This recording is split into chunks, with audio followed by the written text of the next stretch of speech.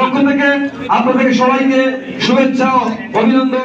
মোংলায় ৩ শতাধিক হিন্দু খ্রিস্টান ধর্মের লোকজন ধানের শীষ প্রতীকে সমর্থন জানিয়ে বিএনপিতে যোগ দিয়েছেন। ২৫ জানুয়ারি রোববার রাত ৮টার দিকে পৌর শহরের হোটেল টাইগারে হিন্দু বৌদ্ধ খ্রিস্টান কল্যাণ ফ্রন্ট ধানের শীষ প্রতীকের এক মতবিনিময় সভার আয়োজন করেন।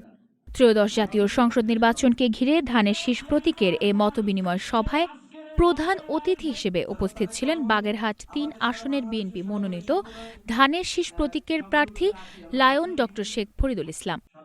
এ সভায় উপস্থিত হিন্দু ও খ্রিস্টান সম্প্রদায়ের ৩ শতাধিক নারী ও পুরুষ ধানের শীষ প্রতীকে সমর্থন জানিয়ে লায়ন ড শেখ ফরিদুল ইসলামের হাতে হাত রেখে বিএনপিতে যোগ দেন।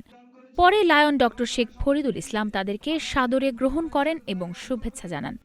সভায় অন্যান্যদের মধ্যে উপস্থিত ছিলেন উপজেলা বিএনপির সভাপতি আব্দুল মান্নান হাওলাদার, সাধারণ সম্পাদক আবু হোসেন পনি, পৌর বিএনপির সাংগঠনিক সম্পাদক নাসির তালুকদার ও হিন্দু বৌদ্ধ ও খ্রিস্টান কল্যাণ ফ্রন্টের কেন্দ্রীয় সহ সাংগঠনিক সম্পাদক সুব্রত মজুমদার।